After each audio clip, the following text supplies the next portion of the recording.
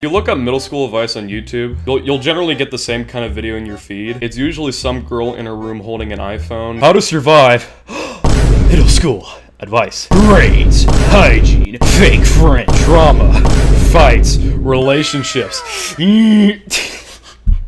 What the fuck? Why did I do that? And usually they give really basic advice in the videos like, be kind, or, talk to people. The thing is though, they look like the kind of person to bully me whenever I was in middle school. Normally, the advice they give really doesn't apply to most kids in middle school because middle school is easy for them. Some of their embarrassing stories are like, oh no, I forgot my locker combo. How will I get through this? Or, ha ha ha, I dropped my library books. Oh, silly me. Do you want to know what my most embarrassing story was when I was in middle school?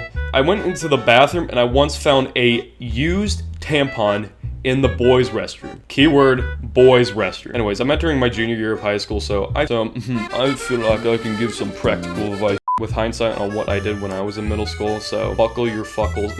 So buckle down, children, it says, I'm going to enlighten you on how to make middle school not suck as bad. It is gonna suck, though.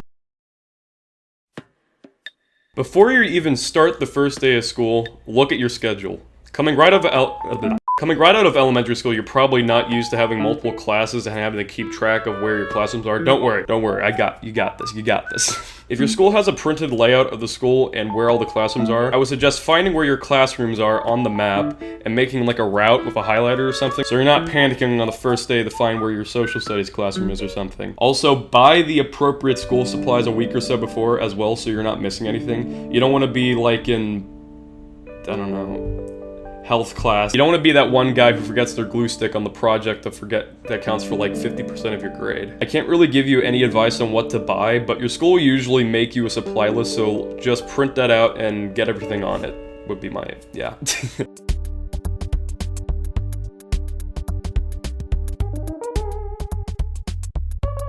Okay, it's your first day of school, try your best not to stress out. I know it's a radically different environment than elementary school was, but getting stressed out will just cloud your judgment and make you do really stupid things. And you don't want to be stupid. That's bad. This day is to learn exactly what you're dealing with. How do your teachers seem? Where are your old friends? Who look like new friends? Who are the people you should avoid at all costs? If you get a gist of your environment, you'll have a massive leg up on the other dum-dums who didn't do this.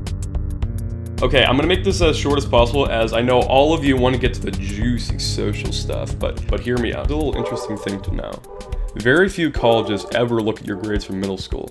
Mostly look at high school grades, you know, freshmen and up, and if they're like a really advanced college, they might look at your 8th grade. But those top colleges won't even weigh your 8th grade that much, so it doesn't really matter. So you aren't gonna get rejected from every college and starve on the street because you failed your 7th grade science class. So don't freak out over a bad grade. This doesn't mean, however, you should slack off completely because your grades in middle school can influence what kind of classes you get in high school. So in a nutshell, try your best, but just know there is more room for error in this time, so don't stress out too much over it. Use this time as kind of a learning opportunity to learn what your strengths are, what your weaknesses are, and to figure out where you stand in life.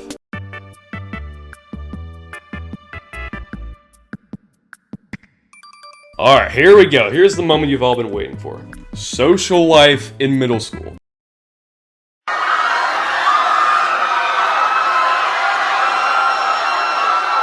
At this age, people are still trying to figure out their personality, and combined with puberty, this can result in some very,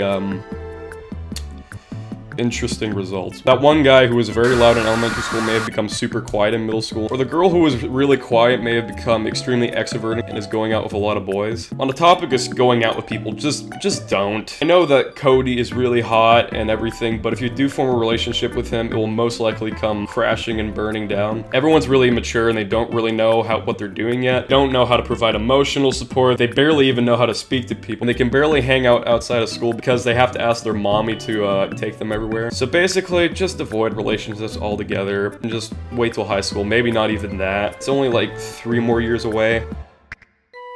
And for the love of God, do not do the no, unholy things with your middle school girlfriend or boyfriend. You are 12, for God's sake. 12. Go play Roblox or something.